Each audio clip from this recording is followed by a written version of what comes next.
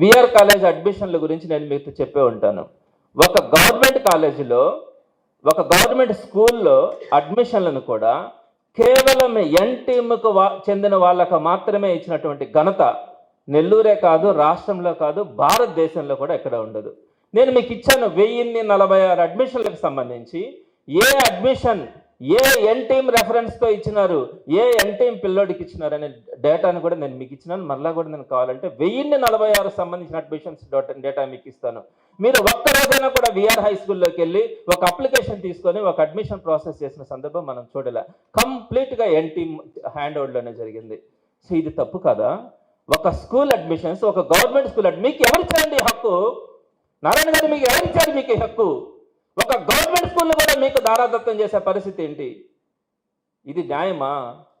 రెండోది, జాఫర్ సాహెబ్ కెనాల్ దగ్గర నేను నెత్తి నోరు కొట్టుకున్నాను. అది రైట్ ప్లేస్ కాదు, అక్కడ షాపులు పెట్టినా జరగవు. ఒకవేళ జరిగితే దాని కింద 5 మండలాలకు సంబంధించిన ట్రాఫిక్ ఉంది, దాని వెనకాల ఉన్నటువంటి కాలువ 5 మండలాలకు సంబంధించి పారుదల కాలువ.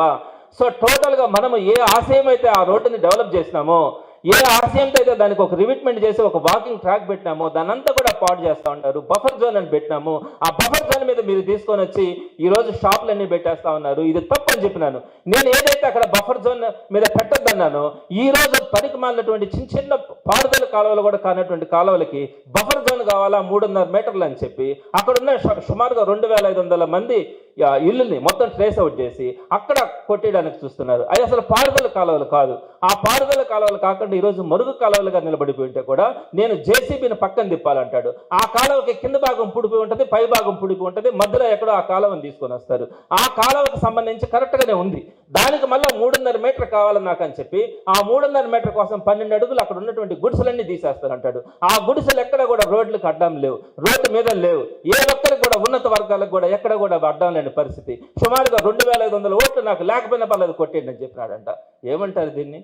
ఇదే జాఫర్ సాహెబ్ కెనాల్ గురించి నేను ఆ రోజు కోర్టుకు కూడా వెళ్ళాను, నేషనల్ గ్రీన్ ట్రిబ్యునల్కి వెళ్ళాను. నేషనల్ గ్రీన్ ట్రిబ్యునల్ కూడా వాళ్ళకి డైరెక్షన్ ఇచ్చింది చేయబాకండి అని చెప్పి, అయినా మొండిగా మూర్ఖంగా వెళ్ళినారు.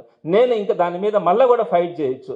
నేను దాని మీద పదే ఫైట్ చేస్తే అక్కడ ఉన్నటువంటి అంగల్లో ఏమంటారు, వాళ్ళు ఏదో మాకు అడ్డం పడినట్టు అనుకుంటారనే ఒక సానుభూతితో నేను పోలేకపోయినాను. నేషనల్ గ్రీన్ ట్రిబ్యునల్కి ఇచ్చిన ఆర్డర్స్కి వ్యతిరేకంగా మీరు ఒక నిర్ణయం తీసుకున్నా కూడా. సో ఆ రోజు మీరు అక్కడ ఉన్నటువంటి 200 షాపులు ఇచ్చినారు. నేను అప్లై చేయించాను కొంతమంది మీద, కొంతమంది అక్కడ ఉన్నటువంటి పేదవాళ్ళు కొంతమంది ఉంటే వాళ్ళు కూడా అప్లై చేసుకున్నారు. ఒక్కళ్ళకైనా మీరు ఇచ్చినారా? ఆ కాలం ఆ రోజు ఇక్కడ డెవలప్ కావడానికి కానీ, ఆ రివిట్మెంట్ కంప్లీట్గా జరగడానికి కానీ, ఆ రోడ్డు పనులు జరగడానికి కానీ సుమారుగా 50 మంది గుడిసెలు అక్కడ షాపులు పెట్టుకొని ఉంటే వాళ్ళందరినీ కూడా క్లియర్ చేయించి మనం అక్కడ అన్ని పనులు చేసుకుంటే ఆ 50 మంది తిరిగి వచ్చి మీరు కనుక ఒకవేళ 200 షాపులు ఇస్తే మాకు కొన్ని షాపులు ఇవ్వండి అని పేదవాళ్ళు అడిగితే వాళ్ళని ఒక్కరికైనా ఇచ్చారా? జంతువుని పేదవాళ్ళు ఒక్కరికైనా ఇచ్చినారా? కంప్లీట్గా మీ మహిళా శక్తి టీంకే ఇచ్చుకున్నారు. 200 షాపులు మీ మహిళా శక్తికే ఇచ్చుకున్నారు. ఒక్కడైనా కూడా మీరు మంత్రా లేకుండా ఎట్లా?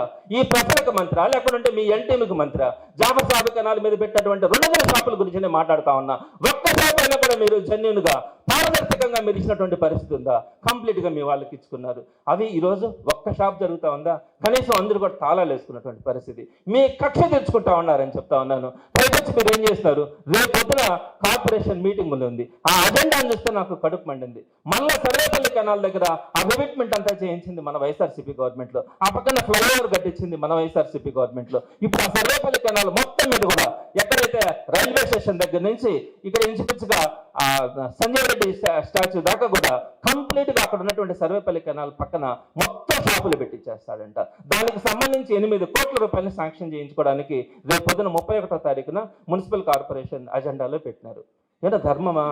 ఆ రోడ్డుని మనము ఒక మినీ బైపాస్గా మనం డెవలప్ చేసుకుని సర్వేపల్లి కెనాల్ రివిట్మెంట్ చేసుకొని అక్కడ ఫ్లైఓవర్స్ కట్టుకొని ఇంత చక్కగా బ్యూటిఫికేషన్ అక్కడ చేయించుకుంటా ఉంటే ఆ పక్కనంతా కూడా ఒక గ్రీనరీ డెవలప్ చేయాలని మనం అనుకుంటుంటే మీరు తీసుకొని వచ్చి అక్కడ అన్ని కూడా షాపులు పెట్టేస్తే ఆ షాపులు ఇప్పటికే మీరు ఇచ్చినటువంటి జాఫర్ సాహెబ్ కెనాల్ షాప్స్ అన్ని కూడా ఫెయిల్ అయితే మళ్ళీ ఇక్కడ సర్వేపల్లి కెనాల్ మీద మీరు షాపులు పెట్టడానికి ఆ షాపులు కూడా మీకు